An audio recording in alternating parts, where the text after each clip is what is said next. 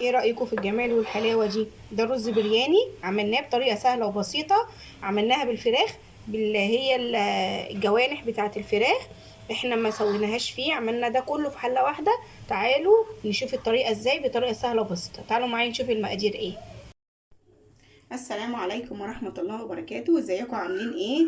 يا رب بصحة وبخير وبسعادة دايما يا رب. النهاردة هنعمل البرياني بس بالفراخ، والفراخ اللي هنستخدمها هي الجوانح. إيه، عندك فرخة كاملة تمام استخدميها، ما عندكيش تقدري تجيبي جوانح تستخدمي فرخة كاملة اللي المتاح عندك. هنقول المقادير كده بسرعة. معايا كيلو من الجوانح، ومعايا هنا بسلة زي ما انت شايفة كده مفصصاها عشان نستخدمها، ومعايا 3 كوبايات من الرز البسمتي غسلاه ومنضفاه. تمام. معايا هنا التوابل بتاعته وانا بحطها، هنقول طبعا ورق لورا وحبهان واتنين مكعب وفلفل وملح، كمون، كزبره، فلفل اسود وشويه بابريكا. طبعا البرياني بنستخدم له زعفران، هنحط الزعفران. معايا بصلتين حلوين كده مقطعينهم شرايح، ومعايا هنا قرنين فلفل. ممكن تستخدمي فلفل صحيح، ممكن تستخدمي فلفل الوان زي ما انا مستخدمه ومقطعاه. المتاح عندك استخدمي. النهارده هنعمل البرياني الاقتصادي بتاعنا احنا بطريقه سهله وبسيطه ومش مكلفه. هنقول بسم الله الرحمن الرحيم ونبتدي يلا نعمله. بسم الله الرحمن الرحيم. طبعا اول حاجه هنعملها ادي حلايه على النار. بسم الله الرحمن الرحيم يا بركه بسم الله. نحط شويه زيت. انا هعمله كله في حله واحده، مش هعمل حله بره وكلا، لا لا.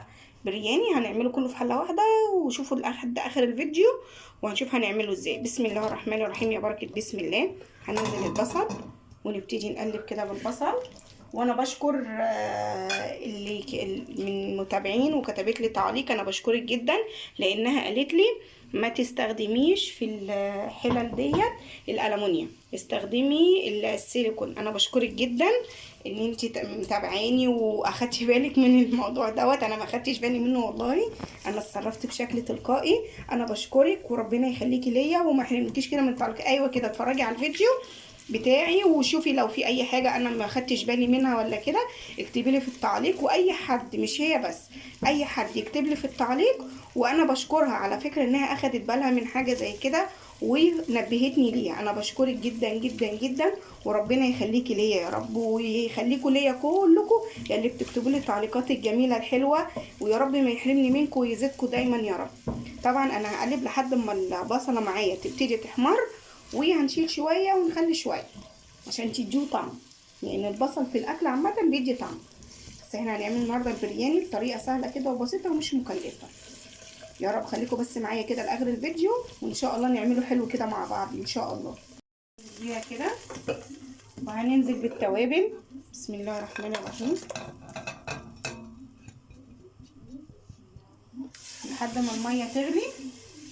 هنزل بقى بالفراخ اسلقها فيها، وهنقول لكم هنعمله ازاي كله في حله واحده. طبعا الجوانح هنا بتتسلق اهي زي ما انتم شايفين. هنزل بالبسله.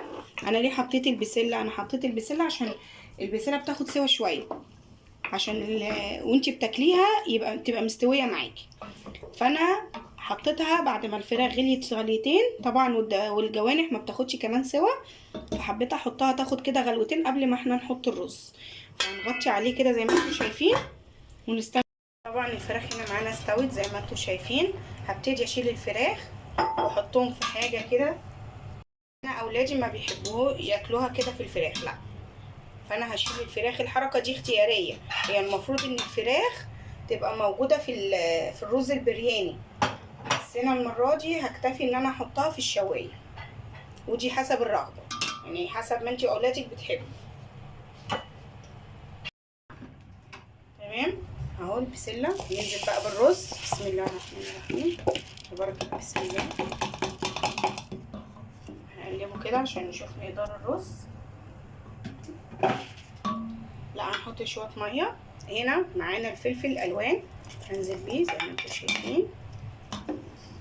تمام. او انا مش هزيد دلوقتي ميه، مش هحط له ميه، انا هحط له الميه مع الزعفران لما اجي احط الزعفران على الوش. برص هنا الفراخ عشان ادخلها الفرن تاخد لون زي ما انتم شايفين كده. معايا هنا الزعفران حطيته في شويه ميه ونبتدي بقى نحط بالشكل الجميل ده اللي انتوا شايفينه، مش هنقلبه وهنغطي عليه. ادي شكل البرياني بعد ما استوى معانا خالص.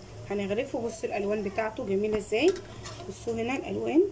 هنغرفه ونشوف شكله عامل ازاي. بسم الله الرحمن الرحيم. وده شكل البرياني معانا. ايه رايكم في الجمال والحلاوه دي؟